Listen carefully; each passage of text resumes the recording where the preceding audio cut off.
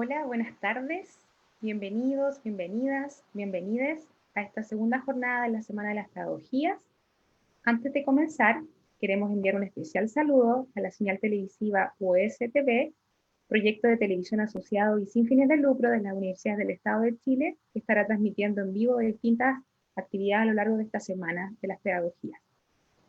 Bueno, y en este contexto de actividad que estamos realizando, en la universidad es que desarrollaremos el siguiente conversatorio que se denomina Pedagogías para la Justicia Social. ¿Qué tipos de docentes necesitamos para transformar la escuela? Esa es la pregunta que detona este conversatorio.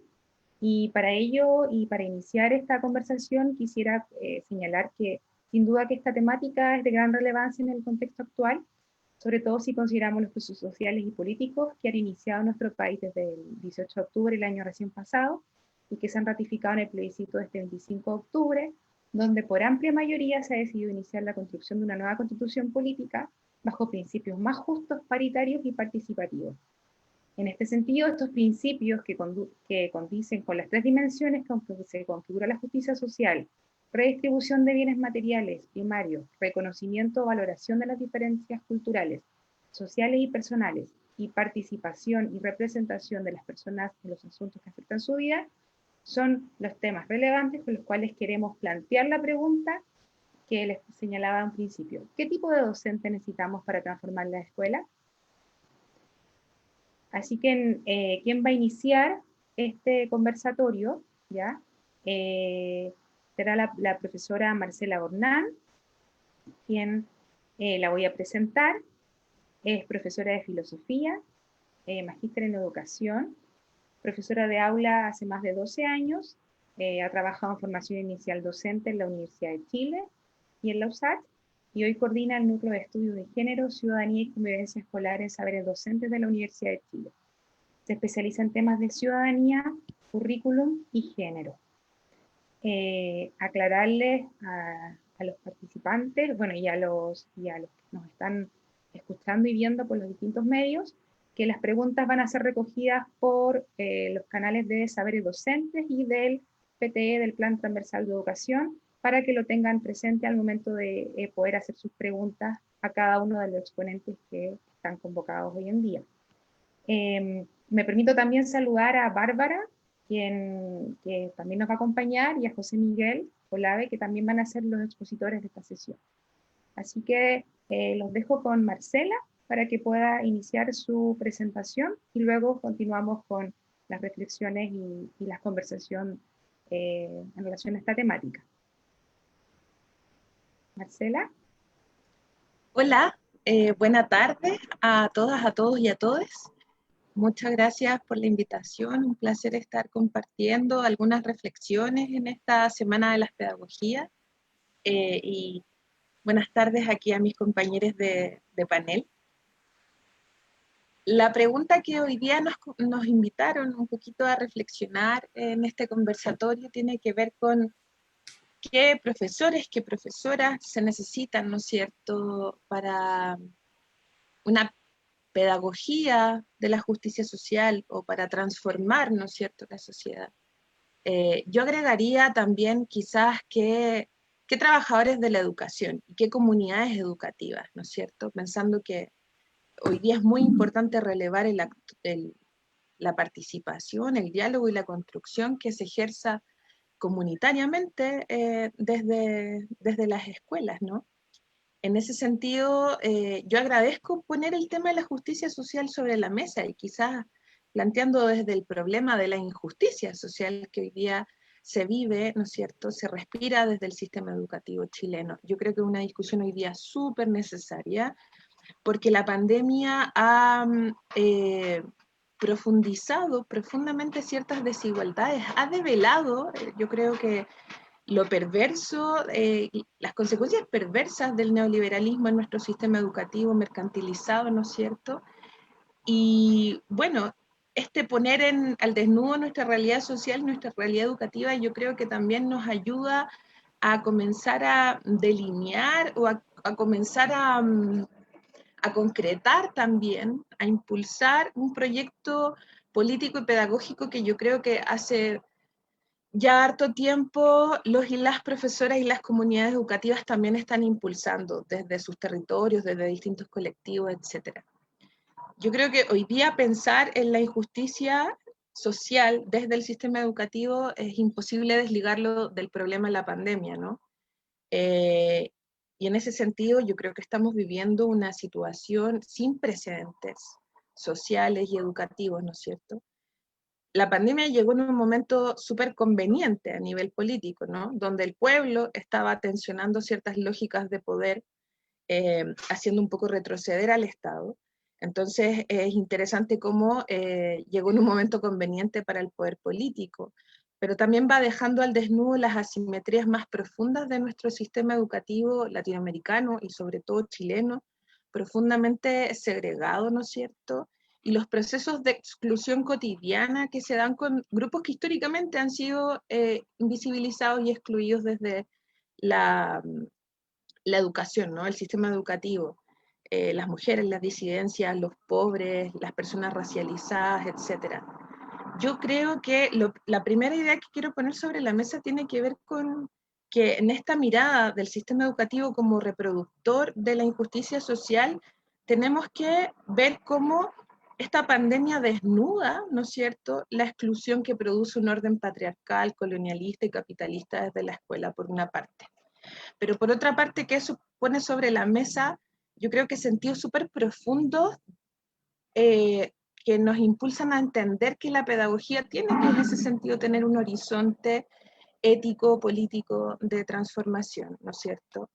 Estamos en Chile, además, no solamente situado en Latinoamérica, ¿no es cierto?, una de las regiones más desiguales del planeta, sino que también en uno de los países con índices de desigualdad más alto en el mundo y en Latinoamérica. Entonces, la pandemia también y la educación a distancia, voy a hablar sobre todo de la educación municipal, bueno, y también particular subvencionada, ha aumentado profundamente esa desigualdad, esa brecha, porque ha vuelto a poner el problema del acceso a la educación como un problema social que se creía superado.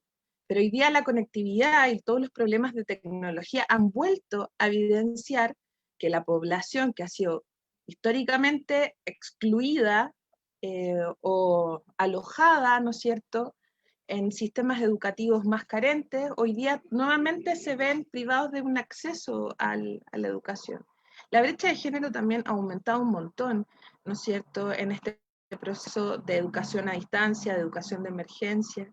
También hay temas súper profundos. Nosotros desde convivencia escolar, desde saberes docentes, desde el núcleo trabajamos mucho con los equipos de convivencia y toda la carencia de lo vincular, ¿no es cierto?, de las relaciones sociales, acarrean consigo situaciones de estrés muy profundas también para los actores de la escuela y para la sociedad entera, ¿no? Nosotros estamos ahora trabajando con nuestros niños en casa, con el cruce de planos de la vida, todo aquí revuelto.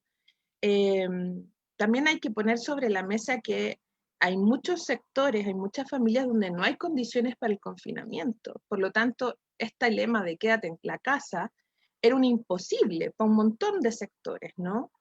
¿Y para qué hablar de la desconexión, de la desvinculación? Se nos van estudiantes, se nos va la conexión con las familias y de cierta forma perdemos ese vínculo y no saben muy bien qué pasó con ellos, si están pasando hambre, si están pasando duelo, si hay problemas de desempleo, etc. Yo creo que aquí como otra idea que tiene que ver con vincular también con cómo vamos construyendo una cierta idea de pedagogía situada con un horizonte ético y político de transformación, yo creo que hay que trabajar en la desesencialización de la precarización y de la vulnerabilidad o vulneración educativa también, ¿no? En la medida en que yo creo que hay que trabajar en evidenciar que las condiciones sociales, ¿no es cierto?, de vivir en sectores de pobreza, de vivir en sectores violentados, ¿no es cierto?, son las que justamente en este contexto acentúan la vulneración educativa. Y ahí hay un problema, porque no estamos asegurando, ¿no es cierto?, el derecho a la educación. Bueno, derecho que en nuestra constitución actual no es tal, ¿no? Y por eso también en un momento constituyente como el que estamos viviendo es súper importante disputar ese derecho. Y otra cosa que vinculando con qué pedagogía qué docente necesitamos para transformar, ¿no es cierto?, el sistema educativo, pero transformar con esto una sociedad profundamente injusta. Yo creo que hay que pensar el problema de la justicia social desde el sur, o sea, desde nuestra condición histórica, ¿no es cierto?, desde nuestra condición colonizada, desde nuestros pueblos, de nuestras mujeres, etcétera, desde las cuidadoras del mundo, como dice Boaventura, etcétera, y de cómo nuestro pueblo en los 2 años anteriores, bueno, pero hace muchas décadas y siglos, ¿no es cierto?, viene disputando un poder que lo ha desarraigado, ¿no es cierto?, de su propio lugar de enunciación y de construcción identitaria. Como para ir cerrando un poquito las ideas, yo me haría 2 preguntas. Una que quizás la voy a dejar más para que Bárbara, que viene de una escuela, ¿no es cierto?, de Renca, nos comente quizás cómo lo ha visto, pero es cómo se ha abordado todo esto que yo estoy exponiendo desde la política pública, ¿no?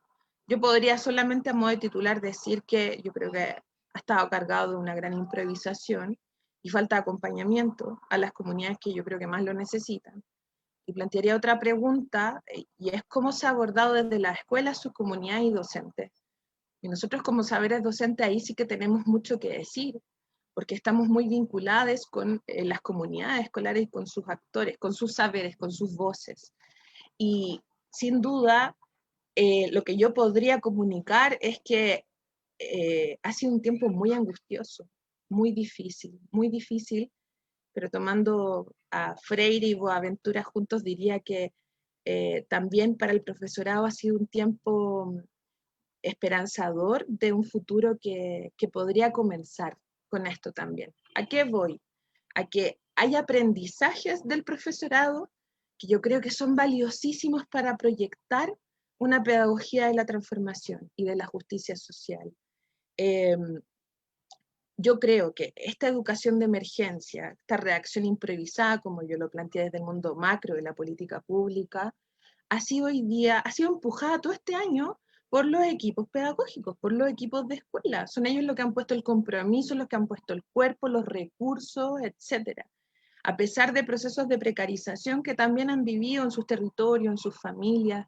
Y yo ahí quiero destacar, ¿no es cierto?, por ejemplo, como un aprendizaje pedagógico de la pandemia, es que la escuela se ha ido comprendiendo desde otros sentidos, desde otros caminos, por ejemplo, como un espacio vincular.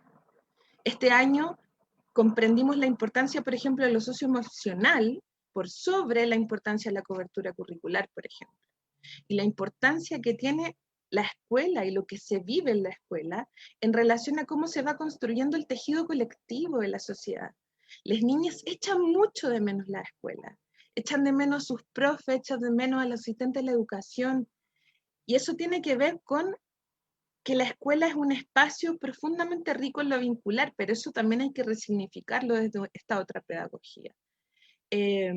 Las emociones y el cuerpo también han surgido hoy día desde el profesorado como cosas importantísimas a trabajar. Y su relación escuela-territorio, eso también yo lo plantearía ahí.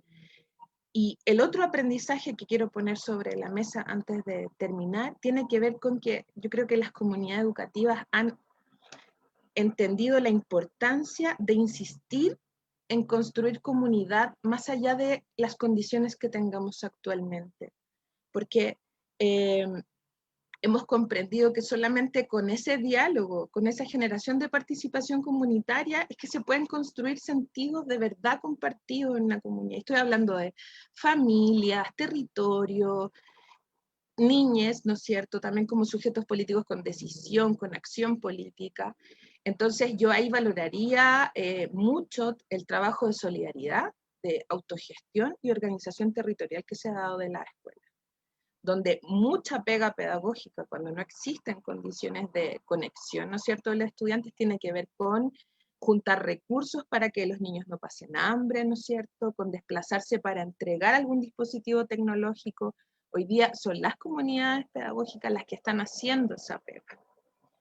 Y para terminar, yo creo que todo esto, bueno, no, se va tejiendo una forma de comprender la pedagogía que va a contrapelo de la educación de mercado, de la educación que tejió también esta Constitución del 80, esta educación individualista, estandarizadora y, como diría Rancière, embrutecedora, profundamente embrutecedora. Y yo creo que es un trayecto que no es de ahora, porque la crisis educativa viene desde hace muchos años y el movimiento pedagógico y estudiantil viene tensionando también hace un montón de años. Por lo tanto, hay que ver la trayectoria de este movimiento. Y yo creo que, no, tenemos que proseguir en este proceso de disputar este proyecto político-educativo a partir de estos sentidos que han florecido en este proceso duro, pero esperanzador. Eso, muchas gracias. Muchas gracias, Marcela, por tu presentación.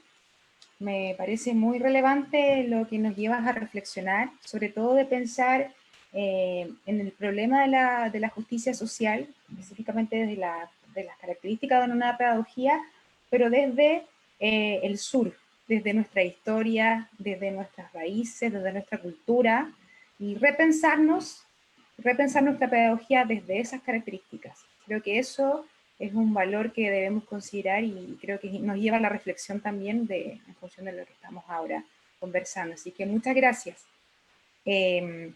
Ahora, continuando con la presentación de los exponentes, vamos a invitar a Bárbara Ayes Riquelmes. Ella es profesora de básica, magíster en psicología educacional y es directora de la escuela Juana Atala de Irmas de la comuna de Renca. Así que, Bárbara. Sí, aquí estoy. ¿Estoy? Aquí. Sí, si quieres. Ya. Hola, Andrea. Hola a todos. Hola. Bueno, muchísimas gracias por haberme invitado.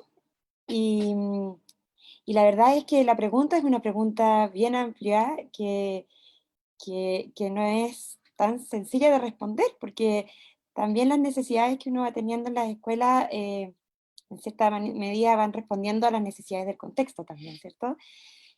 Sin embargo, voy a proyectar mi pantalla, más que nada armé una pequeña presentación para ordenar mis ideas más que, más que para que las sigan como tal.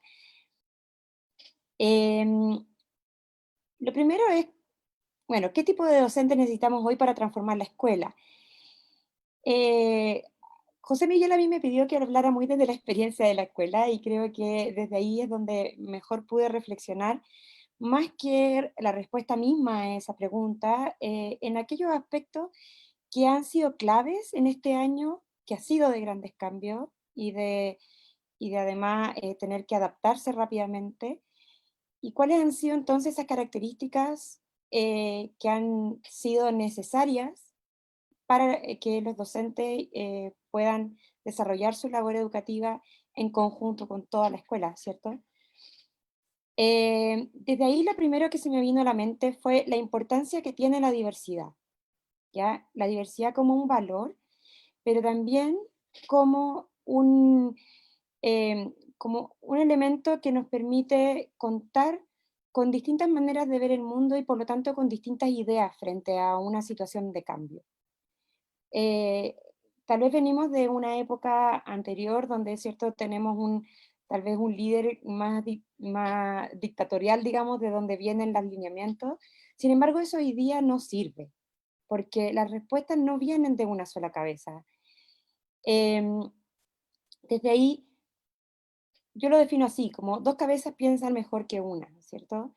Cuando el contexto te plantea dificultades, sí, el equipo directivo de una escuela tiene la misión de poder conducir y de poder, en el fondo, no estancar a la escuela en un momento específico, ¿cierto? Pero sin duda alguna, en esa línea, son el conjunto de conocimiento que está copiado entre todas las personas que en el fondo conforman una comunidad educativa, las que van a ayudar a poder pensar como un trazado de camino, ¿cierto? Mucho más acabado, más completo y más creativo. Desde ahí pienso que la diversidad es un valor. Sin embargo, esa diversidad como tal no es constructiva en la medida que no se dan algunas actitudes que es necesario que tengan las personas que conforman una comunidad, ¿cierto? Y que pasan por el compromiso, por el querer sumarse a un proyecto y desde ahí el poder sentir que aporto, así como también me aportan en mi propio crecimiento personal. Desde ahí creo que una característica básica es la voluntad. Creo que cualquier persona, pero en especial un docente, tiene que tener la capacidad de poder tener un logro en la vista, digamos, en la mira, y poder dirigirse hacia él. En una institución, en una organización, ese es el ideario, ¿cierto? El ideario de la escuela que en el fondo lo dice, su misión, su visión, su perfil de egreso de los estudiantes, etcétera, como lo queramos mirar, ¿cierto? Pero en el fondo ese ideario a nosotros nos dice como personas que nos sumamos a una institución qué qué se espera de mi labor dentro de ese lugar y por lo tanto también qué puedo esperar yo como persona que trabaja ahí de lo que la escuela me quiere entregar, ¿cierto? Y me parece que una persona que se suma a un proyecto debe mirar ese ideal y al menos cuestionarse si ese es un proyecto que conversa con su persona y con sus valores, porque en el fondo también uno dentro de la escuela necesita el compromiso de esas personas. Y ese compromiso tiene que conversar entre esos valores y características de esa persona con ese ideario que tiene la escuela, ¿sí? Creo que ese es un factor importante. Por otro lado, como les digo, eso conversa con las expectativas personales, con cómo el profesor o la persona que trabaja en esa escuela puede eh, también sentir que cumple sus expectativas y que eso también le aporta en su propio desarrollo personal. Porque cuando uno se siente cómodo en un lugar, cuando uno siente que está en un lugar que me aporta y que yo aporto, se disparan algunas cosas como son la motivación y también la creatividad. Y hoy día la creatividad en un mundo cambiante, ¿cierto? Y en un momento clave de la educación donde necesitamos sí o sí reestructurar cosas que estamos hace tiempo sabiendo que hay que cambiar, la creatividad es vital. Necesitamos, eh, necesitamos todas esas ideas y capacidades creativas de cada uno de los miembros de la comunidad. Después, otro elemento que me parece fundamental es el tema de una actitud crítica y propositiva. En el fondo, esto tiene que ver con cómo una persona se involucra con una institución de manera activa y cómo ayuda en su construcción. Un- una escuela es un lugar que si bien trae una historia y tiene en el fondo una identidad, ¿cierto? También es una institución que se forma día a día. Y eso lo hacen las personas que en ella habitan en ese momento histórico, ¿cierto? Trae una carga, pero también sigue en construcción. Y eso depende mucho de cómo cada persona se sume y cómo ayuda en el desarrollo de, esos nuevos desafíos que la escuela va teniendo de manera permanente. Desde ahí, y por ahí aparecía en un comentario que leía, la importancia de la coherencia.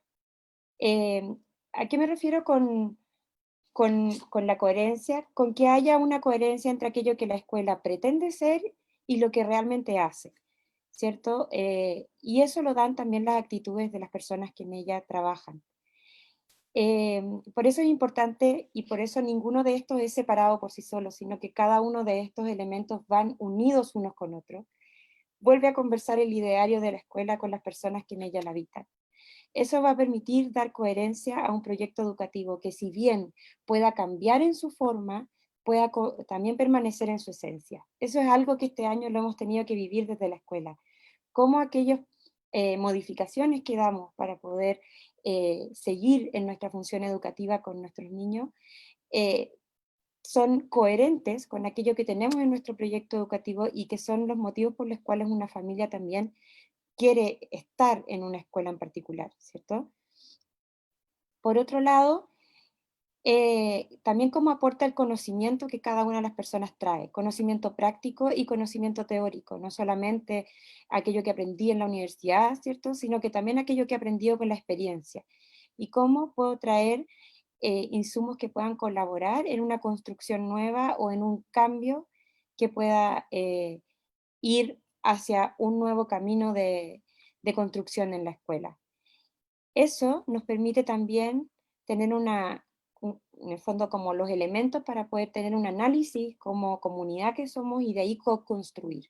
Hoy día, como les decía, ya esa escuela como unidireccional en la que hay una cabeza que tiene la respuesta a las cosas, hoy día eso no sirve. Hoy día necesitamos co-construir el espacio y aquella escuela en la que todos formamos parte, ¿cierto? Y para ello el conocimiento que cada uno trae es fundamental para poder ponerlo en esa discusión viva que tiene la escuela. Luego, aquí me fallan mis conocimientos técnicos. Que se me quedaron esas. Ahí está. Luego hay otra característica humana que es inherente al ser humano, pero que a veces la vamos perdiendo con el tiempo, tiene que ver con el gusto por aprender. Un docente tiene que estar enamorado de lo que hace, que es hacer que los niños aprendan, y también tiene que aprender continuamente.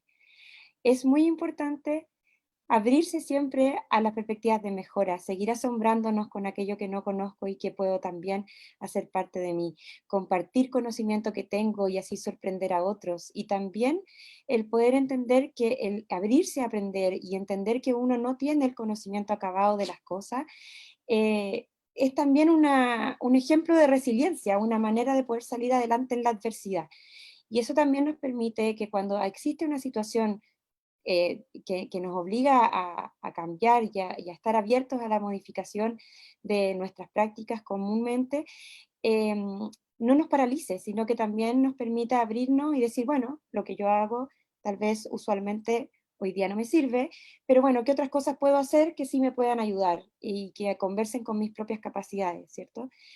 No nos angustia, nos permite el estar abiertos a aprender, permite bajar la angustia y poder entonces volver a pararnos frente al mundo con una actitud positiva, propositiva y también constructiva. Desde ahí me parece esencial que un docente tenga esa apertura y ese amor por el aprendizaje en sí mismo, y que pueda ver en cada una de las cosas en que a lo mejor se sienta inestable una oportunidad de mejora, ¿cierto? Desde ahí me parece que hay este último elemento, ¿cierto?, que tiene que ver con el dominio de la profesión docente. Y cuando me refiero de la labor docente, no me refiero a la práctica misma de cómo hacer clases, no me refiero a conocer todas las estrategias que puedan existir para poder lograr aprendizaje en los niños. Me refiero a cómo yo me considero un profesor, cómo yo puedo identificar la importancia que tiene mi rol docente, la valoración. Y desde ahí viene el cómo yo siento que esto es mi vocación. Aquí cuando muchas veces en nuestro rol docente se habla de que en el fondo es por vocación, por lo tanto se confunde con el tema de la remuneración. Y no estoy hablando para nada de ese ámbito, sino que me refiero a cómo uno se enamora de lo que hace y también encuentra que es útil para la sociedad.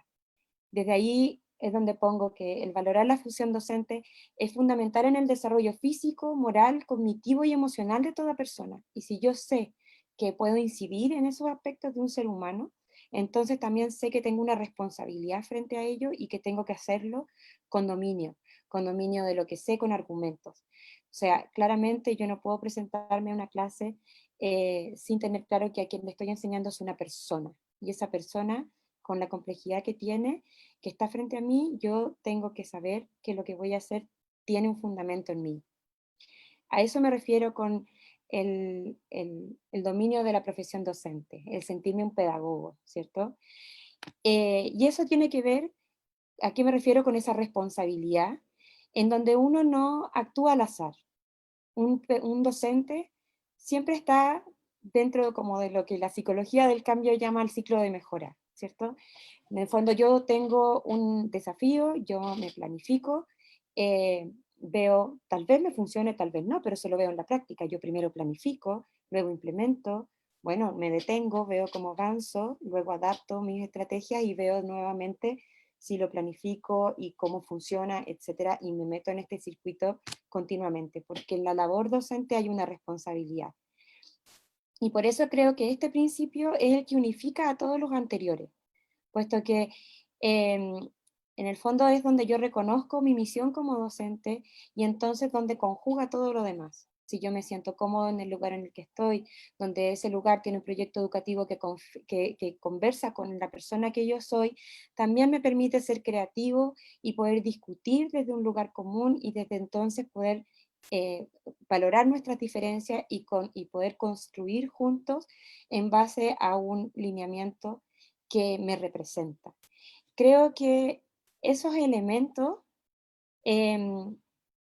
si bien no son los únicos y cada uno por sí solo tiene una inmensa complejidad, sí son como aspectos que reconozco que han tenido que estar presentes a lo largo de todo el proceso de cambio y que también a veces son aquellos que son elementos de tensión. ¿Ah? Muchas veces cuando uno quiere dirigirse hacia una mejora, se topa con aspectos que tienen que ver con la voluntad, con la motivación, con la crítica, pero a veces no propositiva, o con que a lo mejor hay una resistencia a poder innovar y aprender una nueva metodología, así como también aquellos que tienen estos elementos no tienen necesariamente una edad, no tiene como una trayectoria necesariamente común, sino que es un interés que tiene que ver con una actitud desde la persona, ¿cierto? Y creo que esa actitud tiene que estar relacionada con ese dominio de sentirme docente y que eso tiene un valor. Y yo elijo esta profesión porque, porque valoro eso. Entonces, como que ante la pregunta amplia y difícil de contestar, de qué tipo de docente necesitamos para transformar la escuela, creo que tiene que ver con eso, con compromiso, con apertura, con flexibilidad y con la humildad que eso requiere. Cuando yo me siento un aprendiz, también converso con mi propia humildad, con aquello que sé que puedo mejorar. Y hoy día no necesitamos sábelo todo, no necesitamos personas que tengan todas las respuestas, necesitamos personas que estén dispuestas a buscar y a probar alternativas y sacar lo mejor para poder construir esta escuela innovadora que hoy día necesitamos. Ahí estamos. Sí, gracias, Bárbara. Sin duda que tus reflexiones y tus aportes son muy interesantes porque más allá de dar aspectos teóricos y reflexivos, también hablas desde la práctica, de ser directora, de haber sido docente, entonces creo que tienen un valor muy, muy, muy rico y sin duda que con los dominios o principios que presentaste desde la motivación, deseo del logro, eh, el gusto por aprender, la actitud, la coherencia con lo que uno es y con lo que uno hace son dominios o principios fundamentales desde la práctica docente, desde la práctica directiva, desde la práctica de cualquier rol que uno tenga finalmente a nivel de escuela. Entonces creo que es muy aportadoras tus reflexiones. Así que te agradecemos y bueno, de ahí vamos a seguir a las preguntas que surjan. Y les recordamos que las preguntas las pueden hacer por medio de las redes de Saberes Docentes y del PTE, del Plan Transversal de Educación. Así que para que la puedan seguir haciendo sus preguntas para poder responderlas al término de la presentación de los tres exponentes. ¿Ya? Ahora damos paso al profesor José Miguel Olave, quien es profesor de Historia y Geografía, magíster en Educación, doctorado en Ciencias Sociales, Niñez y Juventud del Centro de Investigación Avanzada en Niñez y Juventud de la Universidad de Manizales, Colombia. Ha sido profesor de aula por larga trayectoria y además hoy en día es profesor adjunto del Centro de Saberes Docentes y también participa como docente en el Centro de Estudios Pedagógicos de la Universidad de Chile. Y se ha especializado en temas de evaluación educativa para la justicia social, desarrollando una línea de investigación importante en el Centro de Saberes Docentes de la Universidad de Chile. Gracias, José Miguel, y bienvenido. Muchas gracias. Estoy empezando a compartir la presentación para no pasarme. La primera reflexión primero agradecer la invitación, agradecer a todos y a todas, a todos, la inquietud por la pregunta. Creo que eso es lo primero, así como la inquietud por preguntarse si es que necesitamos o no necesitamos profesores para la justicia social. Yo creo que sí, que necesitamos profesores para la justicia social. Ahora, una pregunta anterior sería, ¿qué es la injusticia en términos así como para partir? La injusticia es cuando uno o un colectivo hace esfuerzos que tienen que ver con los ímpetus humanos, ¿no? De salir adelante, de mejorar su vida, y desarrolla capacidades para ello, y uso la palabra capacidad y esfuerzo como parte del mérito, no la meritocracia, y todos esos esfuerzos y méritos y capacidades que se desarrollan no se ven retribuidos. Esa es la injusticia, y eso es lo que se ha manifestado en las calles y en nuestras escuelas también, que a veces los profesores y las profesoras hacen unos esfuerzos esfuerzos y desarrollan capacidades, pero no son retribuidos en lo justo, en la medida de lo justo, que eso es lo que estamos pensando. Se piensa que la educación debería ser un mecanismo que distribuye estas capacidades y las potencia, ¿no? Y va generando posiciones en la sociedad de acuerdo a esas capacidades y a esos esfuerzos. Pero si es que una sociedad tampoco es como, no la abraza a estos colectivos, sino no le genera esos instrumentos que lo habiliten para poder construir esos proyectos de vida, que pueden ser de cualquier tipo, si no es necesario que todos sean ingenieros o geólogos, ¿no? Podemos hacer, no importa lo que hagamos, importa la posición que tú tienes, ¿no? Porque uno, tomándonos a nosotros mismos, los profesores hacemos tremendo esfuerzo y nos sacamos la miércoles ahí estudiando, pero nuestra posición social todavía no sube. Entonces el tema tiene que ver con ese problema, la injusticia tiene que ver con eso, ¿no? No tiene que ver con un tema de capacidades. Las capacidades son sociales y se desarrollan en conjunto. Las dimensiones de la justicia social se han estudiado y se entienden como tres. Y si uno piensa en profesores para la justicia social, entonces debería pensarlas también. Profesores que tengan una capacidad de distribuir los talentos y las capacidades en sus aulas, ¿no? De reconocer también los talentos distintos, las capacidades diversas y poder fomentarlas. Y luego aumentar la participación, reconocer esas diversidades que están en el aula, esas diversidades que están en los proyectos educativos, y generar estrategias didácticas, pensar la pedagogía de otra manera para que se pueda aumentar el reconocimiento entre la sociedad y el individuo y entre los grupos de curso y etcétera, para que puedan participar, pero además en un diálogo democrático, ¿no? En una toma de decisiones que no genere subalternidades, que sería una forma como más de lo mismo, ¿no? Si es que yo te reconozco que tú eres distinto, que tú eres un haitiano, pero no vas a tener la voz porque eres haitiano. Entonces, como ese es el punto, ¿no?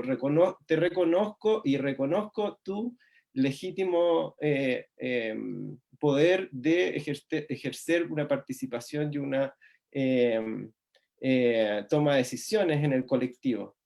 Y yo voy a recordar algunos marcos normativos, porque uno dice, bueno, pero si se necesitan profesores, hay algunos marcos normativos que están como en esta línea. Yo recordaría el marco normativo que tiene que ver con la Ley del Sistema de Educación Pública, que es del 2017, y que tiene algunos principios que tienen que ver con la justicia social. Por ejemplo, la calidad integral, ya no una calidad como centrado en el rendimiento de resultados, sino lo que hoy día podemos entender como el desarrollo socioemocional de las personas, que no solamente está dejando, no solamente integra capacidades y habilidades como de pensamiento lógico y matemático, sino que también la capacidad de compartir con el otro, de formar comunidad, la capacidad de ayudar, de ser solidario. Ese tipo de principios están en nuestra normativa y hay que tomarlas y hay que rescatarlo. Yo creo que un problema que tenemos los profesores para la justicia social es que este marco normativo ha caído en el vacío, no se ha apropiado, no nos hemos apropiado, y por supuesto hay un ministerio que no le interesa, básicamente, desarrollar un sistema público. Entonces, bueno, ¿de quién debe ser la educación pública? Del que la merezca, del que la desarrolla, es decir, de nosotros mismos, ¿ya? Levantar proyectos educativos inclusivos, laicos y de formación ciudadana. Hoy día necesitamos estudiantes y niñas, niños, jóvenes que tengan posición y que se levanten ante la injusticia, como ya dijeron, como ya lo han mostrado, ¿no? Y lo que se nombraba acá también, pertinencia local, diversidad de los proyectos educativos para la participación de las comunidades. Menos pensar en rendir cuentas y más pensar en juntarse hacia la comunidad. ¿Cómo se ha visto hoy día en la pandemia? ¿Cómo las escuelas fueron pivote para ir a buscar, para hacer ollas comunes, para ir a dejar las guías, para dejar cajas de alimentos? Bueno, en el contexto de pandemia se han aumentado estos espacios donde la escuela termina siendo un lugar que se acerca a la comunidad y que va generando comunidad. Integración con el entorno en la comunidad, entonces, uno de los otros principios. Otro marco que hay que rescatar, porque uno podría decir, bueno, ¿y qué pasa con la Ley de Sistema de Desarrollo Profesional Docente? Como se muestra ahí, tiene nuevas exigencias para la formación, que ese es un tema.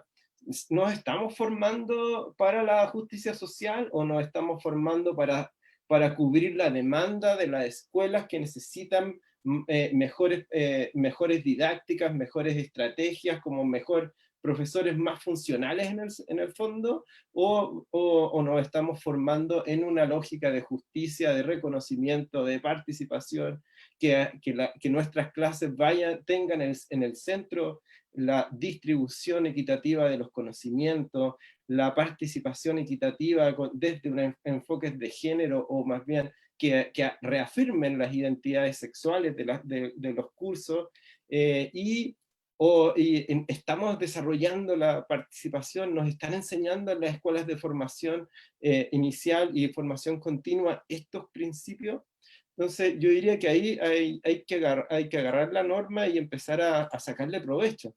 Igual sabemos que hay tensiones, yo no digo que no, de hecho en la literatura ya hay una lógica que tiene que ver con que se cuestiona la política pública porque tensiona la profesionalización por un lado y la tecnificación. O sea, no voy a dejar de decir que no nos viene muy bien una política en la Ley de Desarrollo Profesional Docente que nos está clasificando y categorizando. Pues entonces, ¿hacia dónde tira esta ley? ¿Hacia dónde la queremos llevar para la justicia social? Si la pensamos de esa manera, la ley también está incluyendo el trabajo colaborativo y además la formación continua como un derecho. Pero ¿cómo la entendemos la formación continua? No como un restitutivo de capacitaciones, sino formación situada en el establecimiento, espacios de diálogo y de reflexión, donde nos aprendamos a validarnos entre nosotros mismos, a decir cuán buenos somos y cuánto nos falta por aprender a ser profesionales. Nadie sale de la universidad, y eso lo sabemos, siendo un profesor ideal, para nada, y no hay un profesor ideal. El profesor está en la sala haciendo pedagogía y se está formando en sus aulas con sus colegas. Eso es garantía de derechos, ¿no? Entonces, yo citaría a Stephen Ball ahí, que está hablando de que, bueno, los profesores luchando también están enseñando. Eso es parte de la justicia social, por reclamar y apropiarnos de nuestros derechos, y que los estudiantes se apropien de sus derechos, porque la política, a propósito de los marcos normativos que puse anteriormente, no están solamente para que los cumplamos, sino que los podamos traducir, interpretar y ponerlos en acción para la transformación. Así es como yo creo que lo que necesitamos, ¿no? Estoy llegando al final, voy a mostrar. Entonces, volviendo, necesitamos una política docente que estimule, no sé, la distribución de conocimientos en el aula, la distribución justa, ¿no?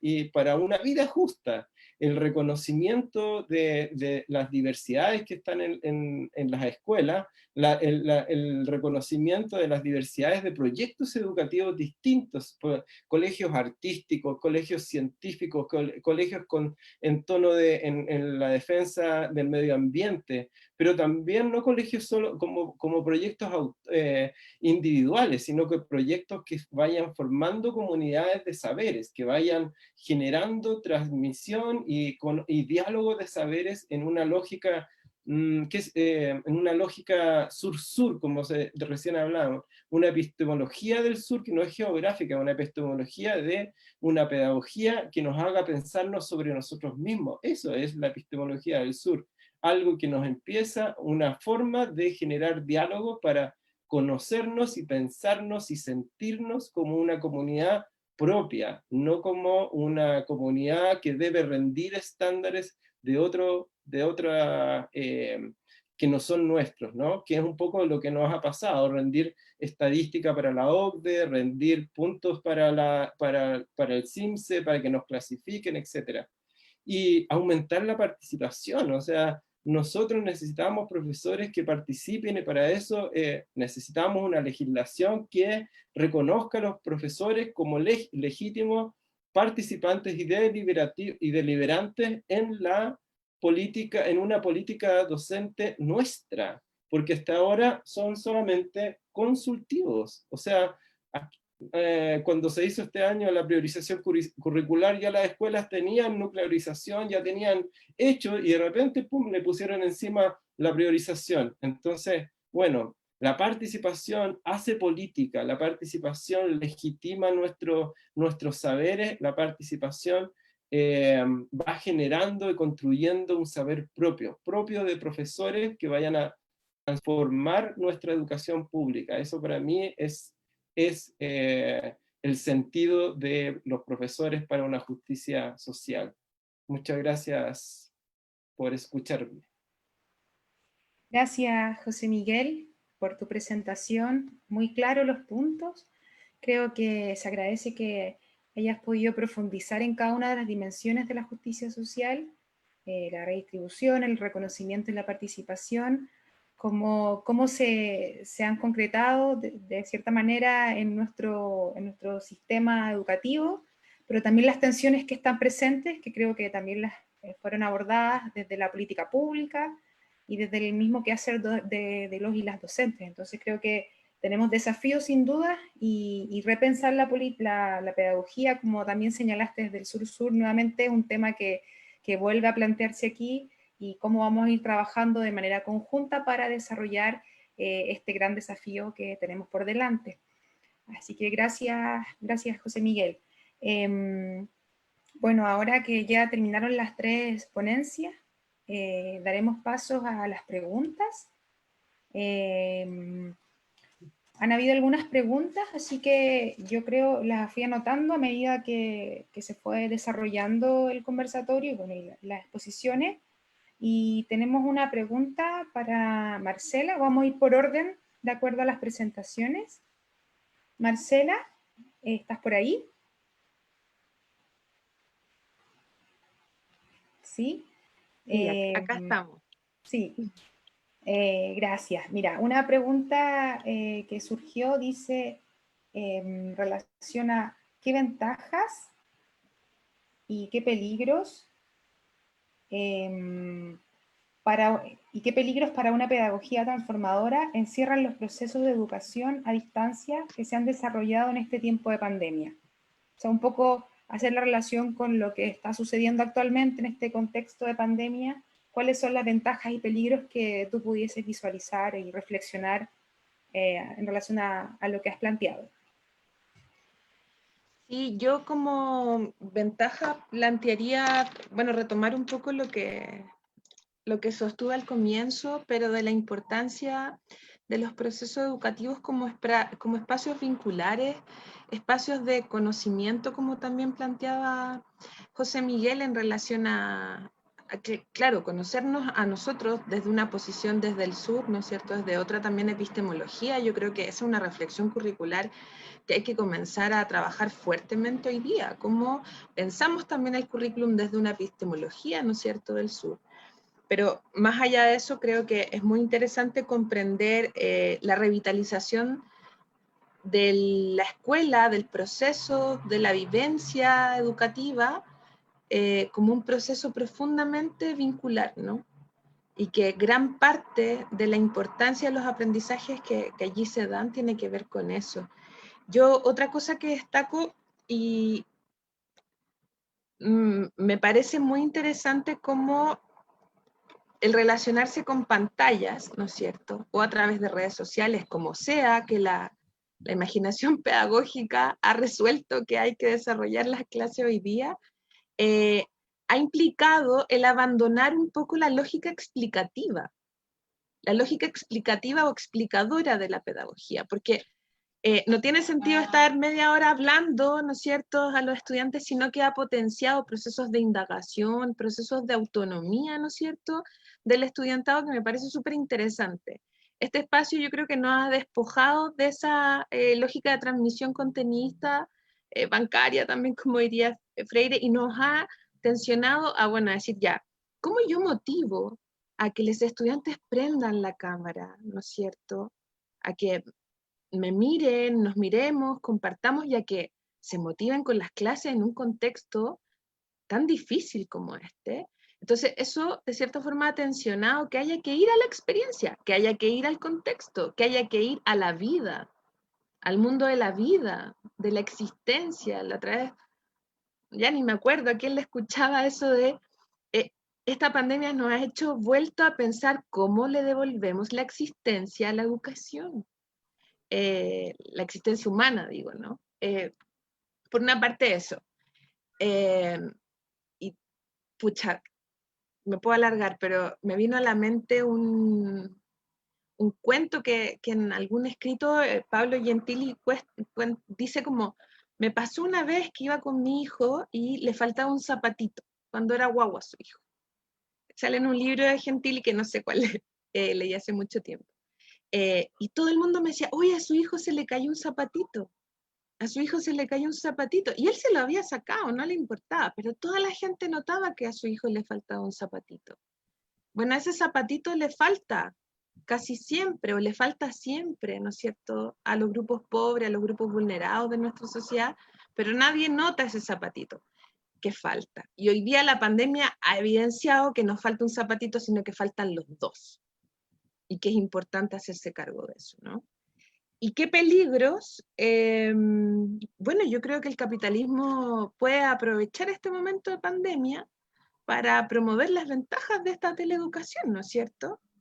Que puede convertirse también en un espacio, porque he conocido también relatos de colegios particulares pagados, ¿no es cierto?, de la élite, donde la clase se ha replicado exactamente como se hacía, ¿no es cierto?, la presencialidad, pero con lógica incluso más autoritarias, más individualistas, más embrutecedoras, pero súper eficaces, ¿no?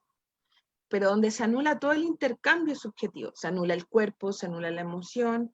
Entonces yo creo que los peligros tienen que ver con no caer en la trampa de enaltecer la eficacia de estos procesos o cómo nos ahorran recursos, etcétera. Todo ese discurso que he visto un poco surgiendo, ¿sí?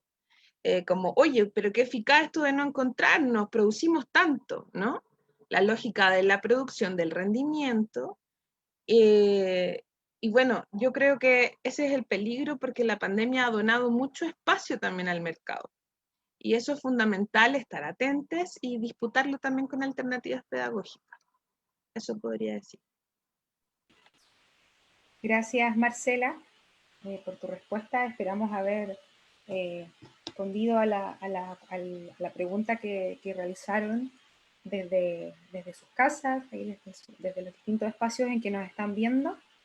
Y bueno, me gustaría leer un comentario que apareció, que llegó, que creo que nos puede llevar a la reflexión, que dice, Lee, dice el nombre: creo que no se trata de un tipo de docente, sino de un tipo de liderazgo y un tipo de comunidad.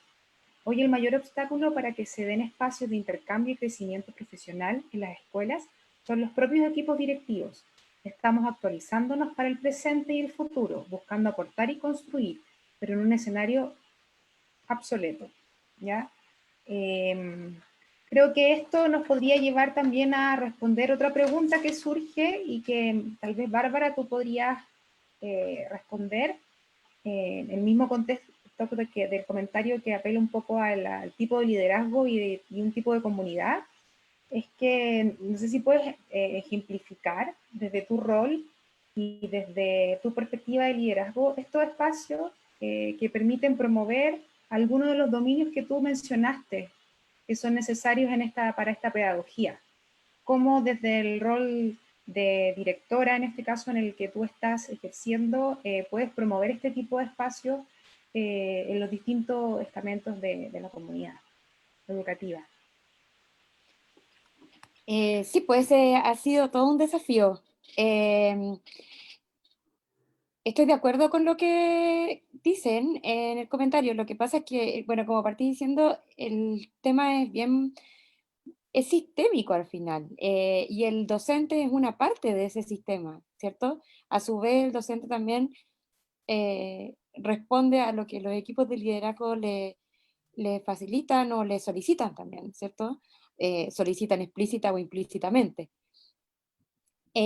Bueno, ahí está la labor de uno desde el rol, de tener claro también qué es lo que uno quiere formar y poder dar los tiempos para eso en sus equipos, porque prácticas concretas, por ejemplo, que hemos hecho, tiene que ver con, por ejemplo, fomentar el trabajo colaborativo. Y para eso hemos creado mucho trabajo por comisiones y hemos ido rompiendo, no solo trabajando por ciclos, sino que también interciclos, dependiendo de la tarea que vayamos a desempeñar. Desde ahí poder ir como buscando distintos representantes para distintas tareas, por ejemplo, y que todos tengan la oportunidad, tiene que ver con el liderazgo distribuido al final un poco, en cómo también cada uno va aportando desde lo suyo y tiene el espacio para también hacerse notar en lo que tiene habilidades y entonces un aporte. Nos ha pasado, por ejemplo, un testimonio muy lindo de una persona de la escuela que la otra vez dijo, le dijimos, te hemos conocido toda una nueva faceta que no conocíamos. Y dijo, bueno, es que en realidad he podido ser como yo era en el colegio otra vez. Y hoy día una persona profesional, qué sé yo, pero que se siente que está pudiendo tener la libertad de poder desplegar también sus propias potencialidades que son distintas a las que uno le exigía desde la escuela presencial en otro momento. Y desde ahí, por ejemplo, ha nacido el Instagram que ahora tiene la escuela y que antes no teníamos. Y así, en el fondo van surgiendo cosas que, como yo ponía ahí, que no son pensadas desde el rol, como desde como uno se imagina hacia dónde dirigirse desde el directivo, ¿cierto?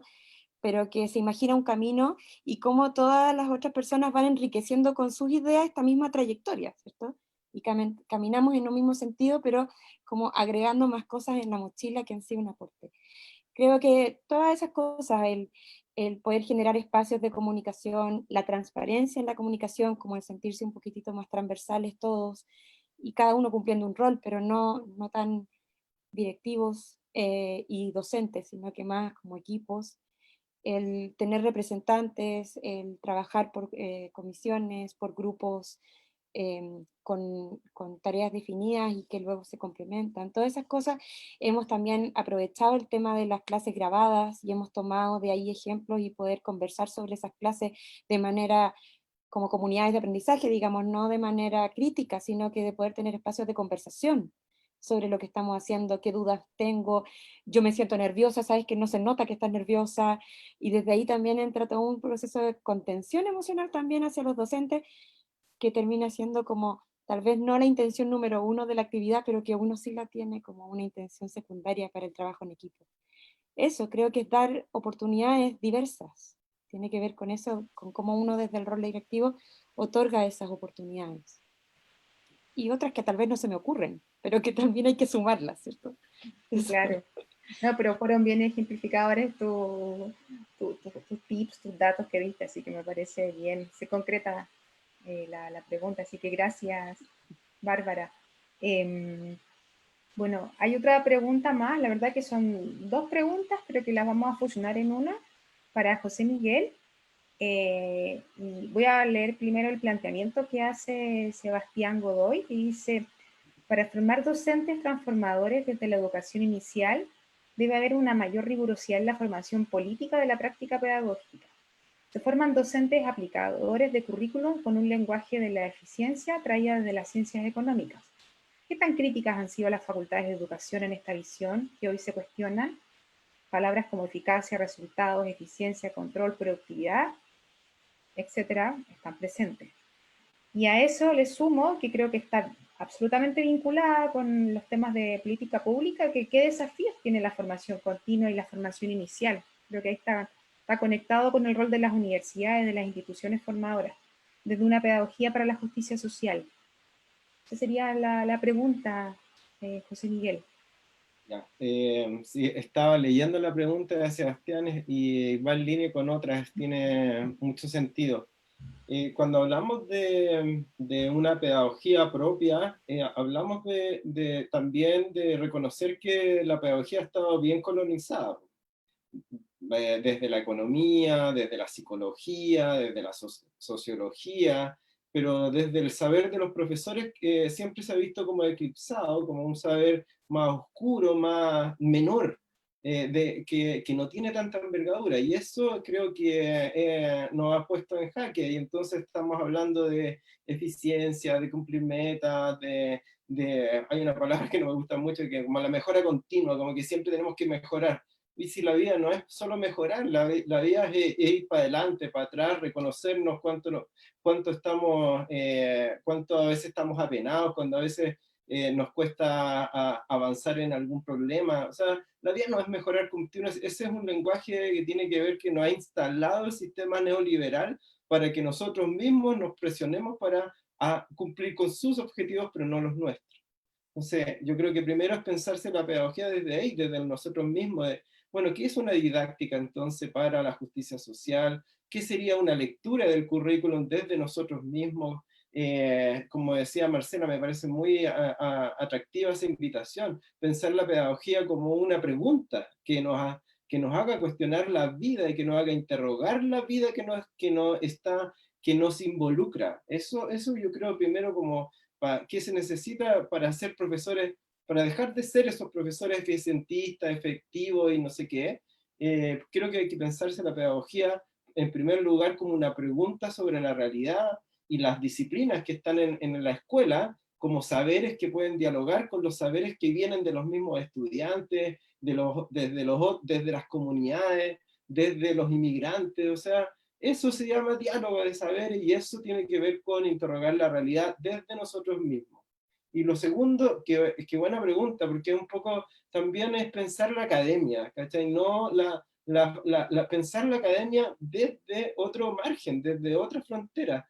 Y ahí, bueno, voy a reconocer algunos proyectos que el Centro Saberes Docentes, junto con el Departamento de Estudios Pedagógicos, han implementado, que tienen que ver con ir a trabajar con los docentes, salir de la frontera del saber puro y no sentirse de esa manera, es decir, somos académicos y que podemos y que la educación pública nos está llamando a acompañar procesos y a apoyar procesos solidariamente con, por ejemplo, territorios, con el territorio, por ejemplo, Valparaíso. Nosotros en el Centro de Saberes Docentes estamos trabajando con los técnicos profesionales, por ejemplo, que son como los más desprotegidos de todos, con la educación para jóvenes y adultos, que no sé si ustedes la conocen, pero sí existe. ¿Ah? Hemos trabajado con Renca, que por eso que la Bárbara está aquí, y que es un territorio donde hay mucha vulneración de derechos. Entonces, salir de nosotros como académicos, pensar la academia de otra manera, es también pensar las facultades de educación y la formación inicial y continua desde otro lugar. Creo que eso es, vuelvo a repetir lo que siempre, lo que he dicho este año, o sea, pensarnos en colectivo es la idea más revolucionaria de estos tiempos. Dejar de pensarnos como competencia y como individuos de una sociedad, que es lo que hemos recogido desde 30 años ya de herencia. Ese pensamiento, dejar de pensarse individualmente y pensarse colectivamente, creo que eso es lo más revolucionario y es lo que más acerca a una justicia social. Gracias, José Miguel.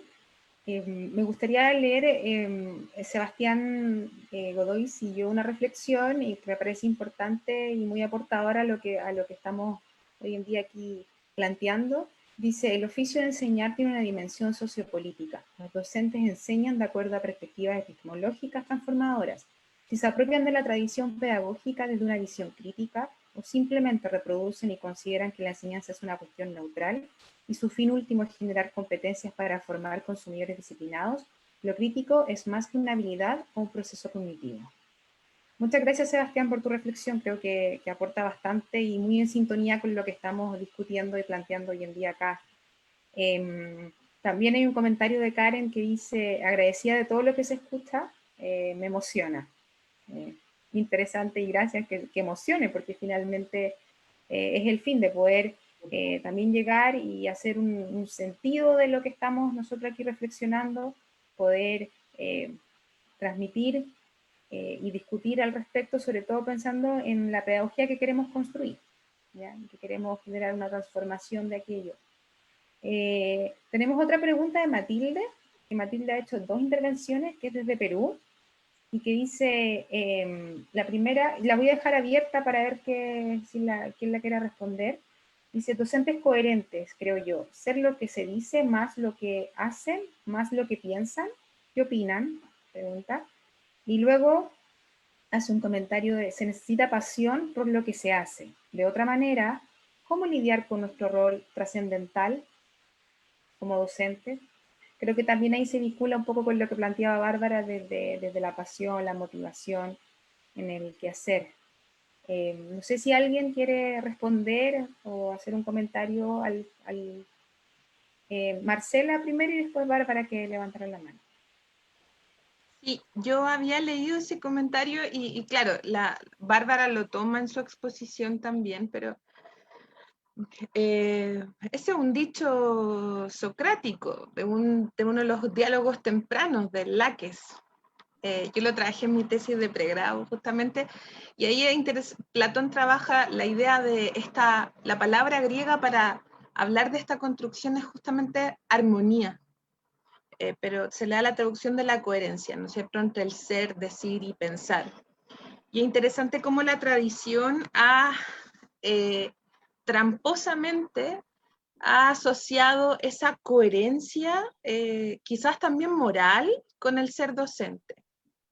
Yo ahí tomo distancia un poco de eso. Yo creo que los docentes, las docentes, no somos modelos morales de nada. Sí podemos impulsar proyectos pedagógicos y políticos, obviamente, pero bajo un marco de principios pedagógico y político. Pero, claro, como lo planteaba la Bárbara, me parece maravilloso porque ella decía, si un proyecto educativo define ciertos horizontes, lo importante es que la comunidad impulse ese trabajo para llegar a esos horizontes, siempre y cuando los proyectos educativos sean verdaderamente construidos, ¿no es cierto?, con participación, como lo planteaba también José Miguel, con horizontalidad, ¿no es cierto?, etcétera.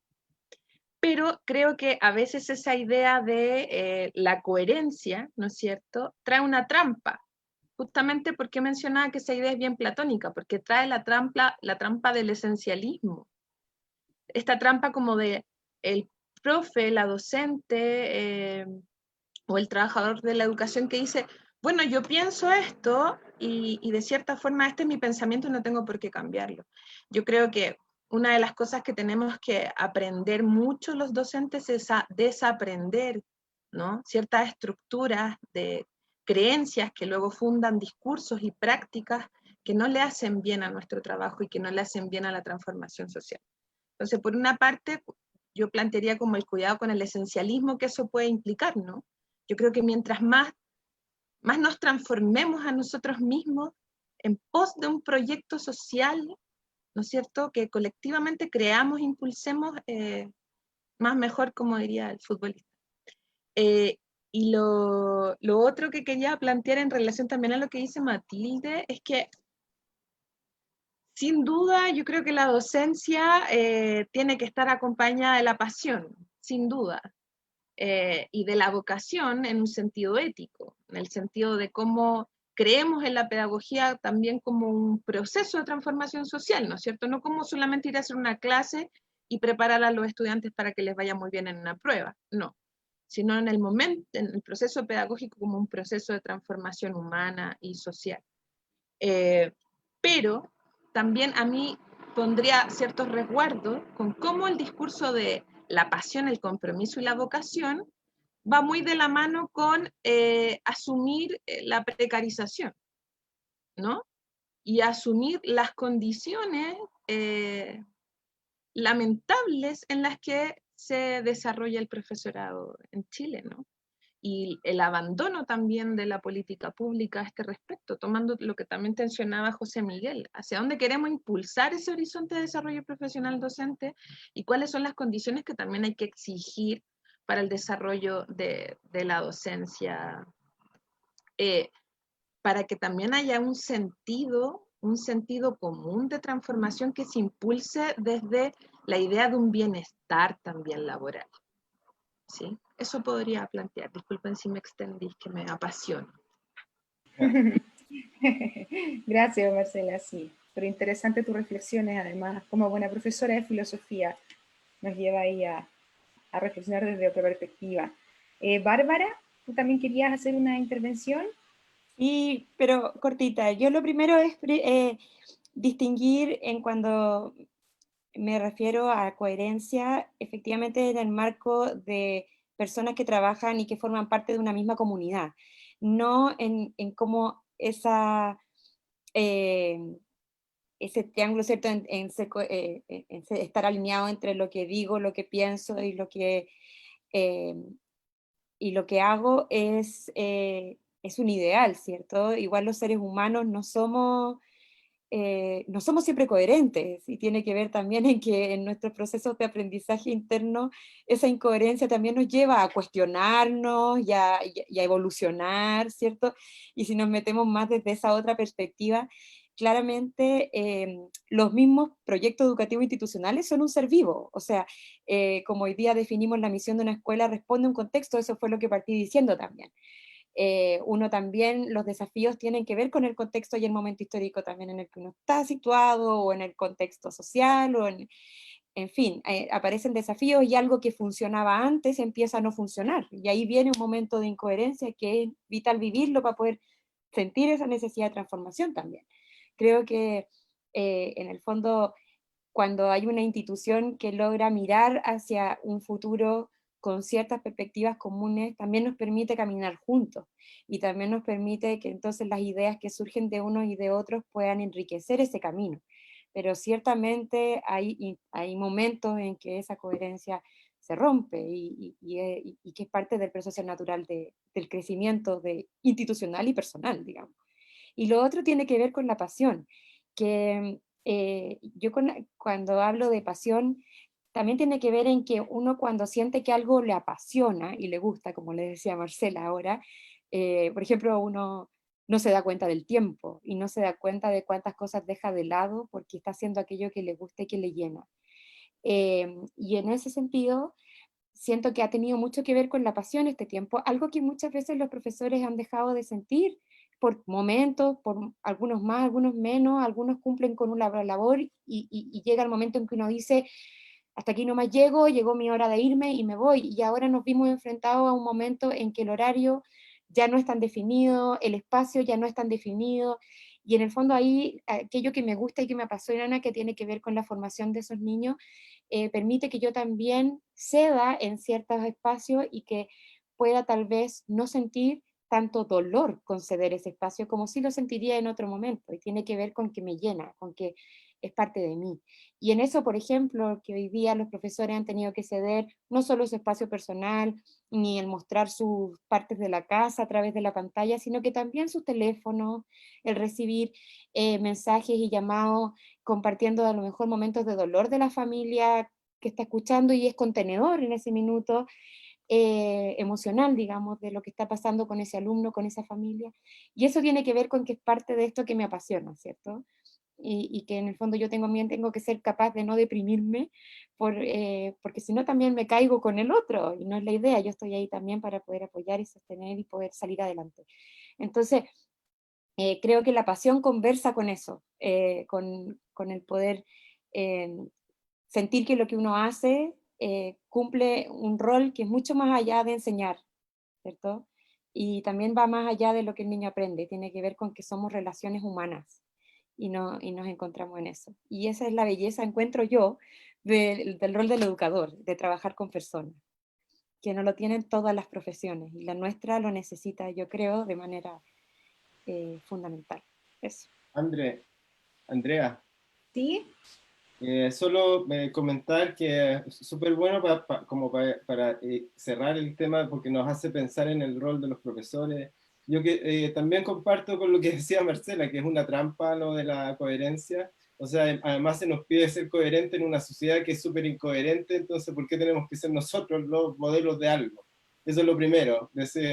En vez de, o sea, yo pediría más bien una responsabilidad ética. Nosotros tenemos una responsabilidad ética respecto de nuestra profesión. Eso es lo primero. Y lo de la pasión, pucha, es súper importante con la justicia social porque pasión viene del latín de pesare. Y cuando algo te pesa, que te conflictúa, es porque también te mueve a cambiarlo. O sea, y la injusticia es un pesar que nos tiene conflictuados y que nos mueve a generar acciones de justicia para reparar, para reconocer, para participar. Entonces, creo que los profesores sí, tenemos pasión por eso mismo, porque la pedagogía es reconocer ese pesar de la injusticia para volcarlo en acciones de justicia. Eso quería decir. Sí, de acuerdo. Eh, bueno, creo que ya estamos por finalizar. En honor al tiempo, quiero agradecerles a los tres por su participación, por sus reflexiones. Sin duda que creo que nos quedan muchos desafíos, pues aún por seguir avanzando, sobre todo en este proceso en el que estamos político de construir una nueva constitución.